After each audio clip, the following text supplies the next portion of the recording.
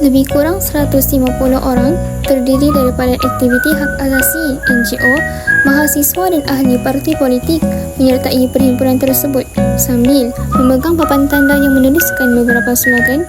Di antaranya ialah Trans Women are Women, Police Your Behavior, Not My Body, and Child Not Bride.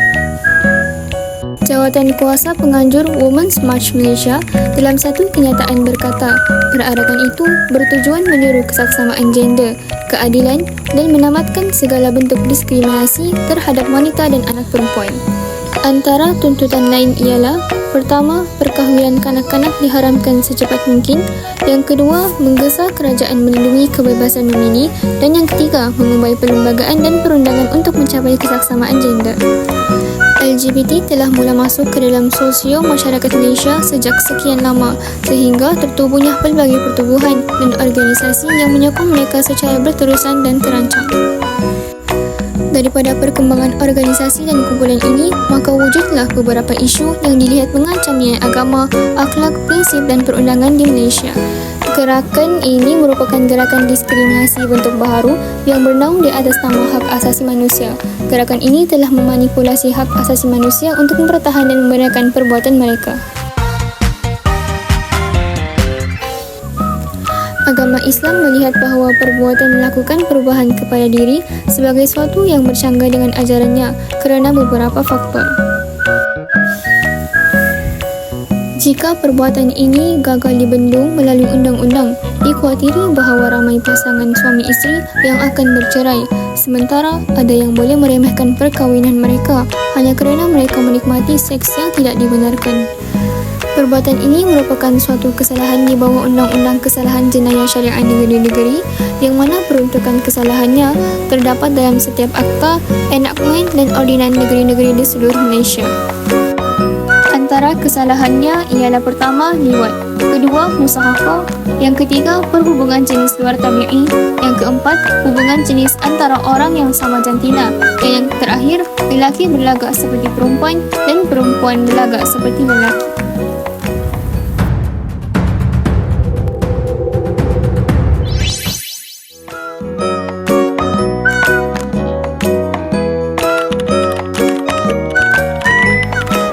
Yang pertama ialah memperhalusi langkah-langkah penguatkuasaan dan pendakwaan.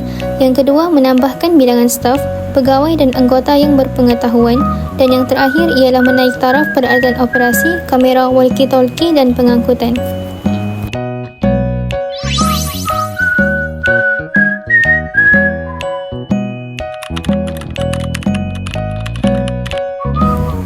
Yang pertama ialah menyekat segala kegiatan yang mempunyai unsur LGBT.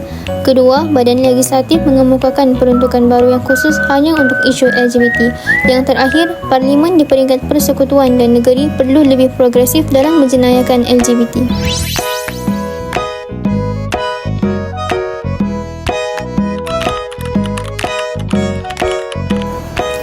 Yang pertama ialah didikan ajaran Islam yang sebenarnya perlu didedahkan kepada anak-anak sejak kecil lagi. Yang kedua, mengawal dan menyekat sebarang karya luar negara yang mempunyai unsur LGBT. Yang terakhir, menganjurkan lebih banyak program atau kempen kesedaran berkaitan LGBT.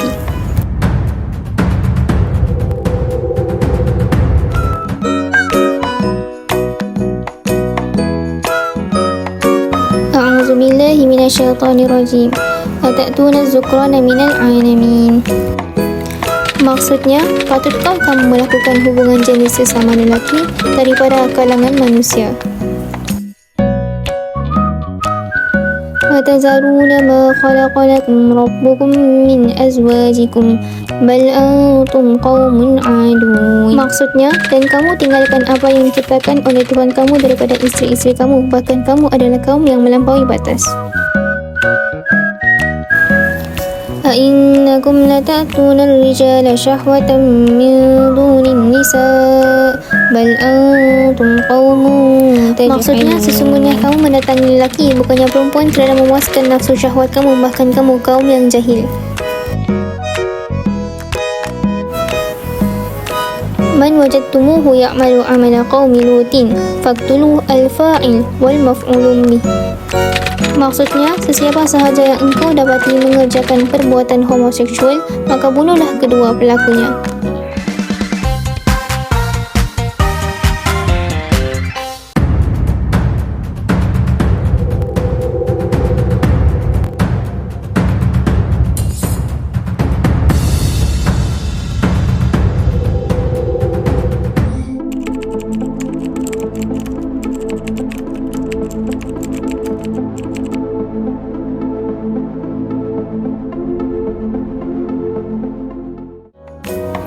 Buli ialah perbuatan yang berniat menunjukkan kekuatan, menggertak atau mencederakan orang tertentu yang dilihat berkeadaan lemah berbanding si pelaku dengan mengasari atau mendera mangsanya. Perbuatan ini ialah subkategori tingkah laku berdasarkan 3 kriteria, iaitu niat permusuhan, ketidakseimbangan kekuatan dan pengulangan dalam jangka waktu.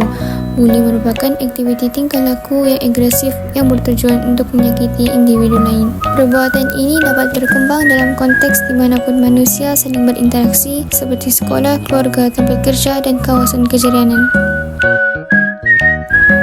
Terdapat 4 jenis buli, iaitu yang pertama buli fizikal, kedua buli mental, yang ketiga buli cyber dan yang terakhir ialah buli berkaitan hubungan. Antara faktor kes buli yang pertama ialah individu gagal mengendalikan emosi dengan baik. Yang kedua, didikan atau situasi ahli keluarga yang tidak sempurna. Yang ketiga, penyebaran aksi ganas melalui filem atau media sosial. Yang terakhir ialah pengaruh rakan sebaya. Ramai beranggapan bahawa perbuatan buli ini hanya melibatkan pelajar lelaki. Malahan, perempuan juga turut terlibat dalam perbuatan tersebut walaupun peratusannya agak sedikit. Namun, perkara tersebut mampu mendorong kepada perbuatan yang serius jika tidak dibendung.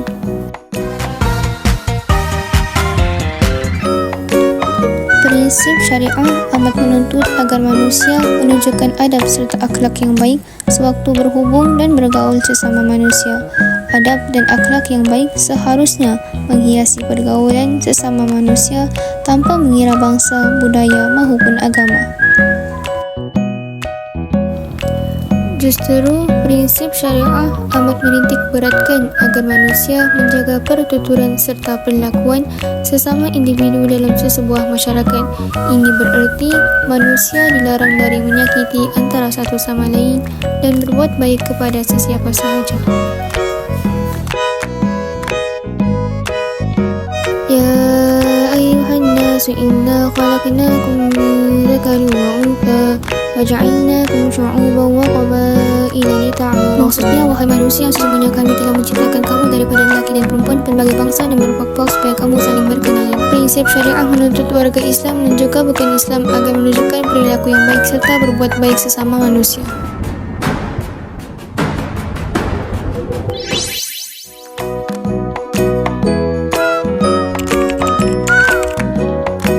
Pertama ialah peranan ibu bapa dalam mendidik anak-anak berkaitan ilmu agama. Yang kedua, menunjukkan akhlak yang baik agar dapat menjadi ikutan terbaik kepada anak-anak.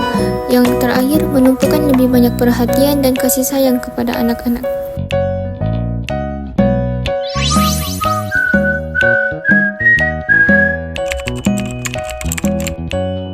Yang pertama ialah melengkapkan diri dengan ilmu pengetahuan dan ilmu agama. Yang kedua, strategi pendidikan dalam memfokuskan pembinaan akhlak dan tasfiyah diri.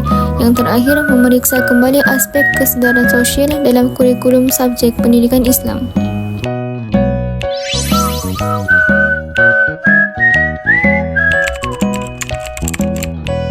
Yang pertama ialah memberikan hukuman yang dapat memberikan kesedaran kepada individu pembuli dan peringatan kepada individu lain. Yang kedua, penambahbaikan operasi pengawalan oleh pihak ibu bapa dan pihak sekolah.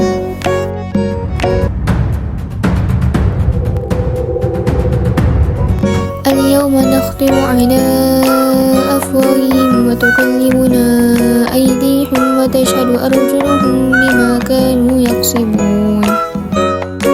Maksudnya, pada waktu itu kami mengunci mulut mereka, tangan-tangan mereka memberitahui kami kesalahan masing-masing, kaki mereka pula menjadi saksi tentang apa yang mereka telah usahakan.